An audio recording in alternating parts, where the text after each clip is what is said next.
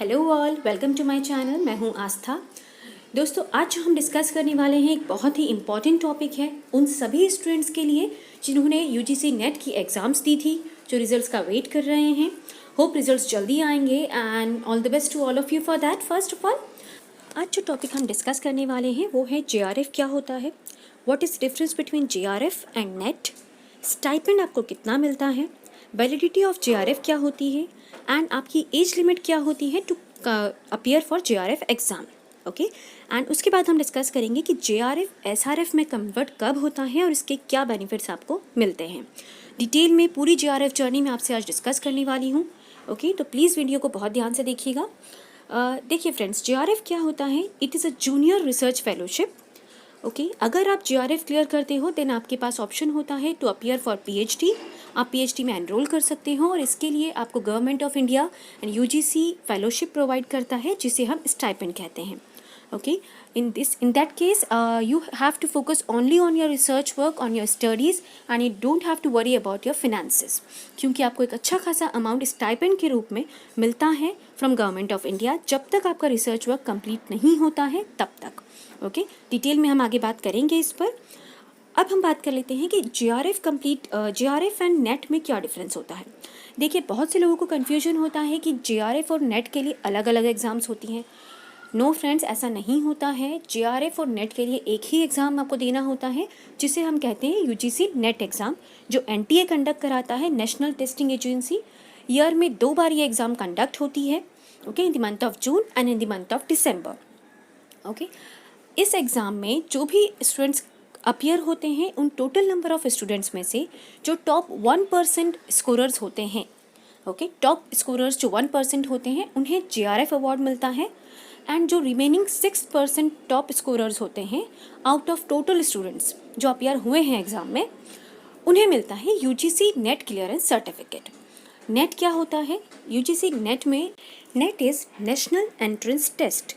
Okay, अगर आप NET clear करते हैं तो you will be eligible for to become an assistant professor. NET clear करने के बाद आपके पास क्या क्या करियर ऑप्शंस होते हैं, कैसे आपको जॉब सर्च करनी है, और अगर आप पीएचडी के लिए अपीयर होना चाहते हैं तो क्या प्रोसीजर है। डिटेल वीडियो मैंने ऑलरेडी अपलोड किया है अपने चैनल पर, आप सब्सक्राइब करके चेक कर सकते हैं। ओके, अब हम बात करते हैं कि अगर आपने नेट क्लियर किया है तो आप you will be eligible to do PhD also and to become an assistant professor also.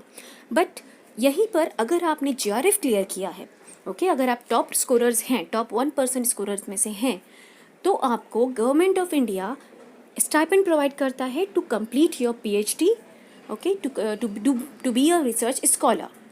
तो ये एक बेनिफिट आपको मिलता है जेआरएफ क्लियर करने पर।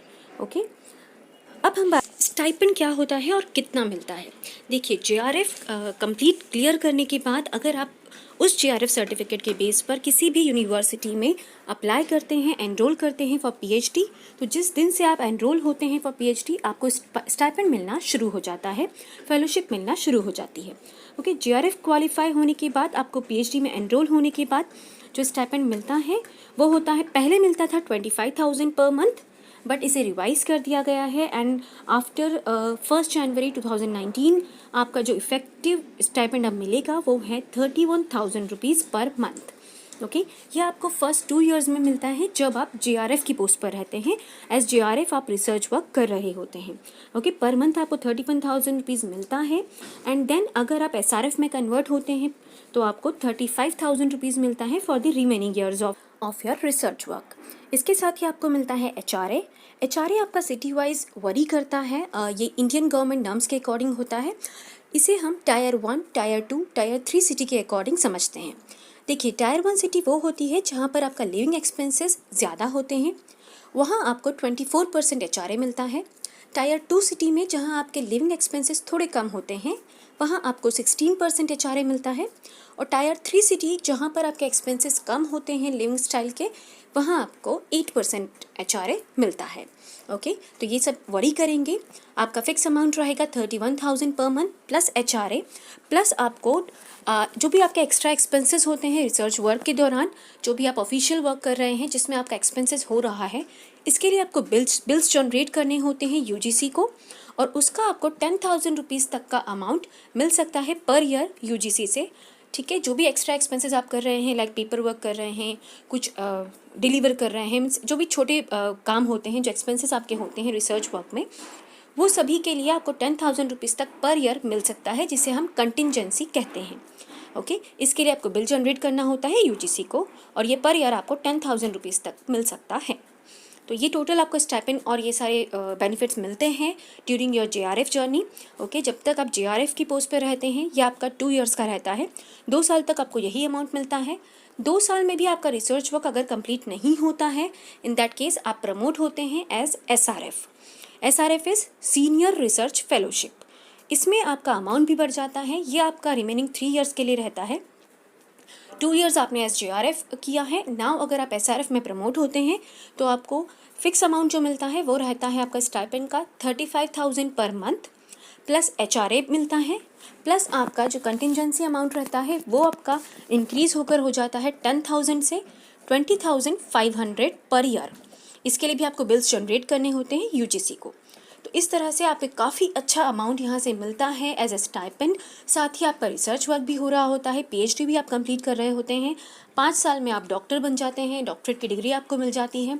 तो ये बहुत अच्छी अपॉर्चुनिटी होती है उन सभी के लिए जो जेआरएफ क्लियर करके पीएचडी में एनरोल होते हैं।